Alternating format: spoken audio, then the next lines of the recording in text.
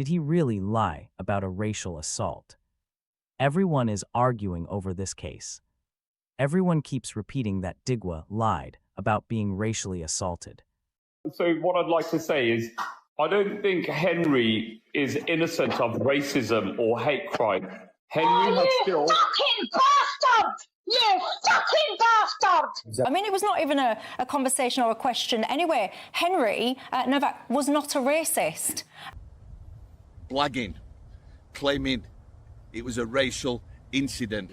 Digwa murdered Henry and then lied about him as he lay dying, falsely accusing him of racism. But did he? Because when you actually read the sentencing remarks, the picture becomes more complicated than the headlines suggest. For many Sikhs, this case has raised an uncomfortable question. Why has there been so little discussion about whether anti-Sikh hostility or religious misunderstanding played any role in what happened? The judge acknowledged that Digwa's turban may have been knocked off during the altercation. He also recognized the religious significance of the turban and stated that its removal would be considered a serious act of disrespect to a Sikh man. The judge said this could reasonably have contributed to Digwa's anger. That raises an obvious question. If visible Sikh identity and religious offense formed part of the context, why has discussion of any racial or religious element been dismissed so quickly? Many Sikhs have also asked whether public reactions would have been different if another visible religious symbol had been involved. For example, if a Muslim woman's hijab had been removed during a confrontation. Would religious sensitivity have received greater attention in that case? At the same time, much of the public conversation has focused on rejecting suggestions of racism rather than examining why those concerns arose in the first place.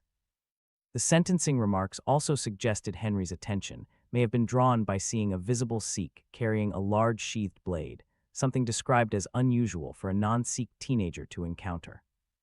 To be clear, this is not an argument that the court was required to find a hate crime. But legal conclusions and lived experience are not always the same thing. For many Sikhs, the significance of the turban and visible religious identity are not abstract details. They shape how interactions are experienced and understood. So is it really unreasonable that Digwa, or many Sikhs watching this, interpreted parts of the incident through the lens of racial or religious hostility? And if people are confident there was no racial or religious dimension, then why not release the pre-incident footage wherever legally possible and allow the public to see more of the context? Because transparency should strengthen confidence, not weaken it. If you believe relevant evidence should be released wherever legally possible, the petition is linked in the description. Thanks for watching. Don't forget to like, share, and subscribe.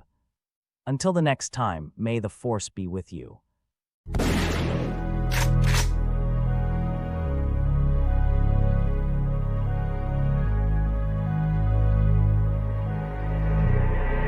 Okay, well, let's get it.